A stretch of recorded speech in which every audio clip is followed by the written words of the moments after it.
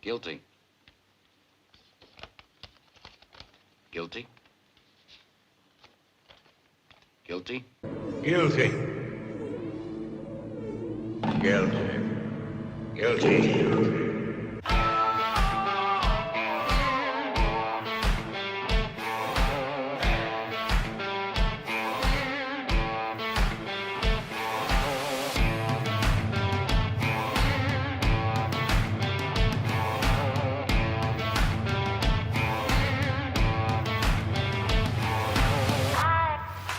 12 Angry Men, which sounds like the people who were last in my wife's bed with her, is the story of 12 jurors in one room for the entire movie. With the exception of an opening in the court and the closing outside, it is entirely set in one location. They have to decide whether or not an 18-year-old man on trial is guilty of murdering his own father via a knife wound or not. But a decision can only be made when all 12 have agreed unanimously. Originally, 11 call him guilty, but one, played by Henry Fonda, is unsure and decides they should discuss the case before throwing away a possible innocent man's life just like that. The whole film is the 12 guys going over the evidence, refuting eyewitness testimonies as Fonda slowly but surely convinces all 11 men that the guy in question is in fact innocent. It sounds really boring. I mean, it's just 12 guys in a room talking for an hour and a half.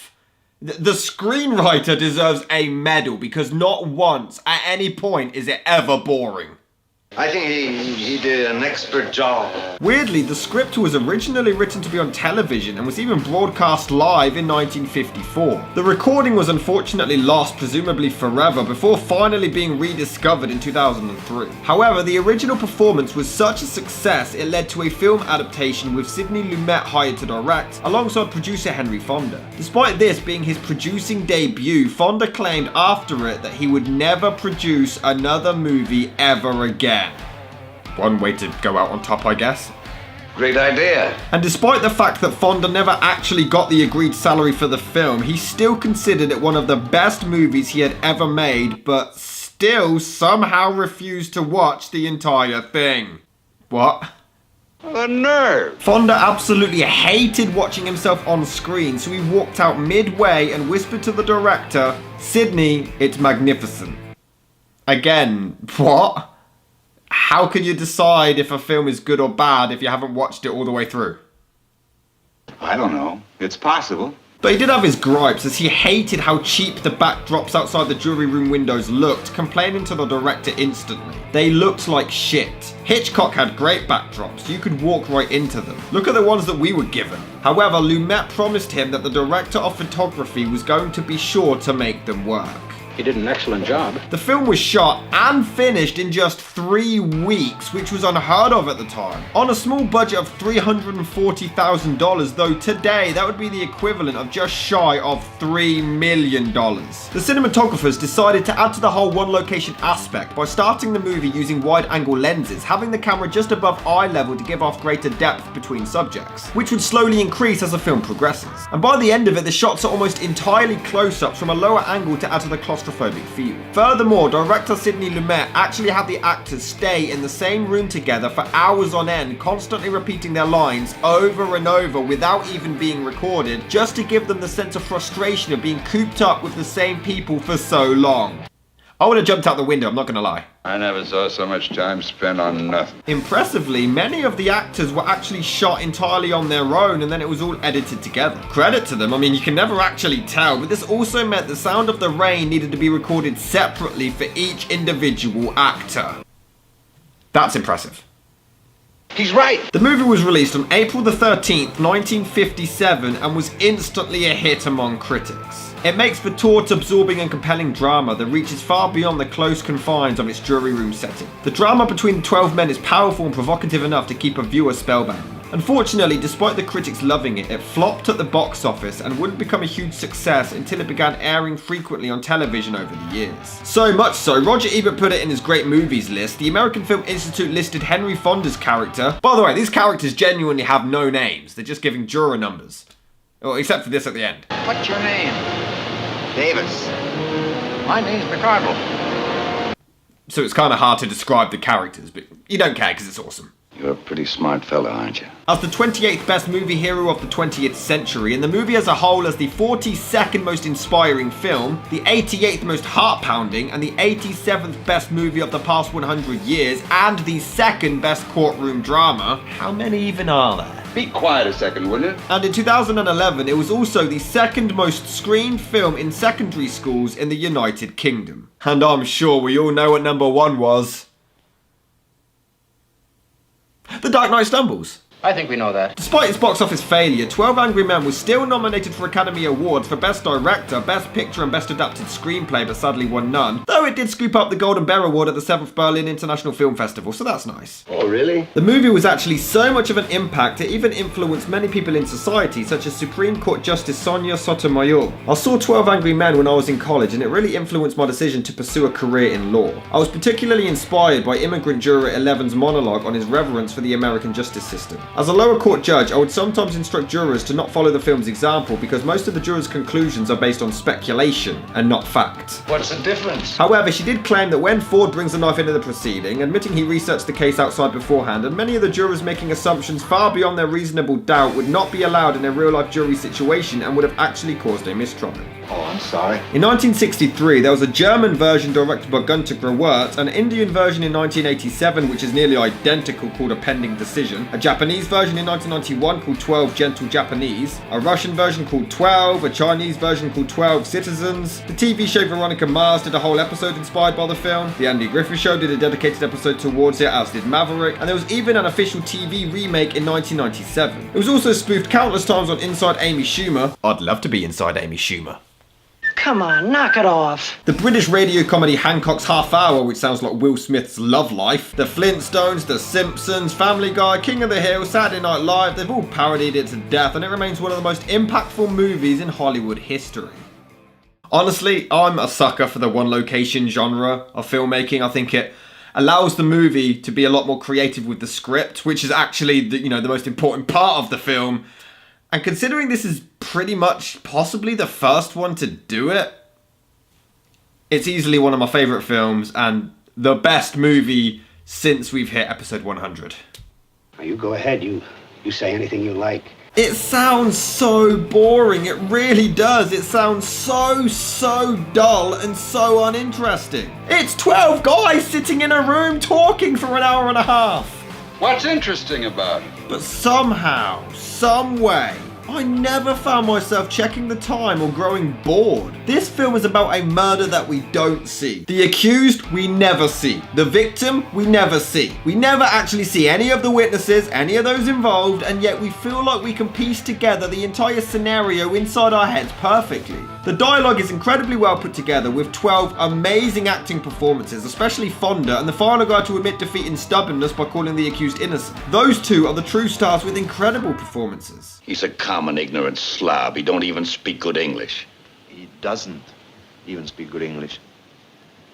Never mind, he's my kind of guy. New favourite character. I don't see anything funny about it. There's also another one who's really interestingly written. He constantly mentions that he wants to get out to go to a baseball game and eventually gives in, saying the accused is innocent, but he gets this whole lecture because he's only saying it to get out of there, not because he actually believes in justice. It's a great message. The direction is also impeccable, often utilising long takes for whenever all 12 actors were available at the same time. The music is minimal, but not really needed. The only time besides the opening and ending that we actually leave the jury room is a short stint in the toilets, but that is it. I got a different technique. Laughs, drinks, jokes, tricks, you know? Am I the only one who's blown away by how easily he flips the cigarette up and catches it with his fingers, and he makes it look so easy? Seriously, it looks insane! How does he do that? I got a different technique. Laughs, drinks, jokes. You have skills. What are you gonna do about it? If you want to try it, I'm ready. There's a lot of one-location films that I love and think belong in the book, which we'll discuss at another time, but this is definitely one of them. The script shows exactly how you can make an interesting, exciting film with a limited budget and limited locations. Just some actors and a room and a great script. I mean, did you ever hear so much talk about nothing? Oh, just that time I watched Lord of the Rings. Boy, they can be the dullest. The 11 guys just go by eyewitness accounts and refuse to accept any definitive evidence or ideas that Ford brings forward. They're completely stubborn and just see everything at face value, being incredibly close-minded, believing for a fact that the guy is guilty. It's very realistic and believable behavior. She said she saw the killing through the windows of a moving elevated train. There were 6 cars on the train. She saw the killing through the last 2 cars. She remembered the most insignificant details. I don't see how you can argue with that. Yeah, well, some people claim that they saw Satan turn into a bear. He's twisting the facts, I'm telling you. And they cover both sides of the spectrum. The 11 are all extremely quick to say guilty, but Ford basically says how can they live with themselves if they send an innocent man to be killed? However, later on it gets flipped and Ford gets asked what if they let a guilty man go free? It's a great message, makes you think, and nobody's really in the wrong. It just depends on what you think and what you believe. This is a quiet, frightened, insignificant old man who has been nothing all his life, who has never had recognition or his name in the newspapers. Nobody knows him. Nobody quotes him. Oh hey, he's talking about David Hasselhoff. Well, let's not be so sensitive. And it constantly keeps you guessing. About midway, when some of them started to change their minds and think the accused was actually innocent, I guess that they'd all convert, call him innocent, and then it would turn out he was actually guilty. You know, showing never to judge a book by its cover, that sometimes facts and evidence and statistics can actually fail you. But no, in fact, we never even find out if he is innocent or guilty. It constantly keeps you guessing, and I love that. But can I still find flaws with it? Yep. Boy, oh boy, there's always one. Now, I love the direction, but around the 33-minute mark, the close-ups begin. But only on the old guy. It's just random and out of place. What the hell's the point of these? Number 8. Not guilty. Number 9. Not guilty. No. I think you mean not guilty. Well, look, maybe this is an idea. Now, I haven't given it much thought, but it seems to me that it's up to the group of us to convince this gentleman that he's wrong and we're right. Oh, hey, it's Marvel fans in my comment section. Suppose we go once around the table. I guess you're first. Oh. Well, it's hard to put into words. I just think he's guilty. I thought it was obvious from the word go. I don't need evidence. I just feel pressured by the other guys. Yeah, this guy just goes back and forth for the entire movie depending on what the popular consensus is. More believe he's guilty, he says he's guilty. More believe he's innocent, he says he's innocent. So basically, he's just your generic film fan who bases his opinion on the box office success. Now, these are facts. You can't refute facts. But my haters will sure as hell try. But sometimes the evidence given doesn't always add up or make any sense. He claimed he was at the movies during the time of the killing, and yet 1 hour later, he couldn't remember the names of the films he saw or who played in them. Then he was probably watching Fanny and Alexander. Yeah, so the accused has this alibi that he was at the movies at the time of the killing, but these guys don't believe him because he couldn't remember what films he saw or what actors were there. Ford here claims it's easy to believe since the guy just found his father dead and he wouldn't be thinking straight in such a situation. Actually, he was questioned as soon as the body was discovered. So I know you'd be distressed, but you'd be able to remember the film that you just watched. Like, if I watched Grease and then got mugged, and then they were interviewing me, oh yeah, that was Grease, it was only an hour ago. What difference does it make? But then Ford questions this guy about what he did yesterday and the day before and the day before and the day before until he struggles to remember and he claims he's not even in distress like the accused would have been. And this is supposed to prove his point? Yeah, because remembering what you did 5 days in a row is exactly the same as remembering a movie you just watched which you need to remember to be able to clear your goddamn name. It's exactly the same thing. What are you talking to him like that for? How, early on, it's explained that the accused had a similar knife to the one found at the crime scene, but he claimed to have lost it, stating that it ripped a hole in his pocket and fell out. And before Ford even provides any evidence, he actually believes it's plausible that the dude lost his knife and whoever picked it up just so happened to then go and kill his father on the same night. I'm gonna say no. I mean, it's possible. But then he reveals he bought a near identical one nearby for cheap, and apparently this wouldn't be allowed in the jury, and if the judge found out, they'd be overruled. Now that doesn't really bother me, but what does bother me is... Listen, you pulled a real bright trick. Now, supposing you tell me what it proves. Maybe there are 10 knives like that, so what? Maybe there are. Well, what does it mean? So what? What do you mean, so what? What does this prove? He found a similar knife in the same neighborhood as the one for the killing.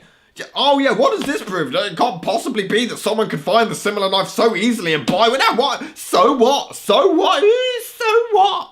It's against the law to buy or sell switchblade knives. That's right, I broke the law. Oh sure, but go on down to your local gun shop. That's fine. 1, in his state of panic, he may not have heard the scream. Perhaps it wasn't very loud. 2, if he did hear it, he may not have connected it with his own act. Remember, he lived in a neighborhood where screams were fairly commonplace. In the neighborhood, screams are commonplace. The hell kind of neighborhood are they living in? They just so happen to have a diagram of the apartment on hand. I mean, I know they'd have evidence of the case and everything, but why a diagram of the apartment? You want to see this boy die because you personally want it, not because of the facts.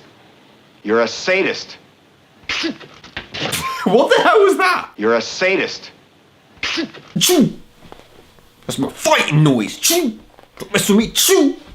Let me at him. Let me at him. Choo! Choo! I want you to watch this because I don't want to have to do it again. I'll make myself about 6 or 7 inches shorter, okay? It's about right, maybe a little more. Okay, a little more. Why does he say little more and then doesn't even make himself any shorter? She had marks on her nose. I'm giving you that. From glasses, right? She didn't want to wear them out of the house so people would think she's gorgeous. Because, as we all know, women can never be gorgeous in glasses. Also, the old guy brags about having 20/20 vision, right? I've never worn eyeglasses. 20/20. Well, there's this whole revelation where they realised the one witness of the crime needed glasses but wasn't wearing them in court. They could tell because of the marks on her nose, and this questions her eyesight during the attack. Oh, you mean like how the old guy has the exact same marks on his nose, even though earlier he bragged about having 20/20 vision and therefore not needing glasses. Boy, the arrogance of this guy. And the ending is a bit silly. The stubborn douchebag refuses to admit the truth, and just listen to this. You can't prove he didn't get to the door. Sure, you can take all the time, hobble around the room, but you can't prove it.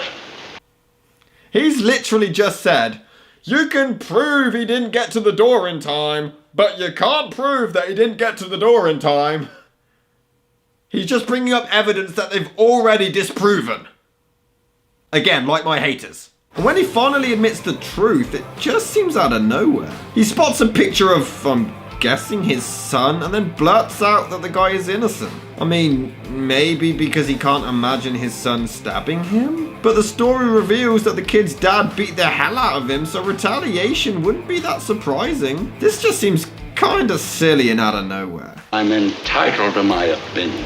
Regardless, 12 Angry Men is phenomenal. Incredible writing and acting, great direction, a lot of heart, really inspiring, and a must-see for every film fan. I promise, you will not be disappointed. You're welcome in advance.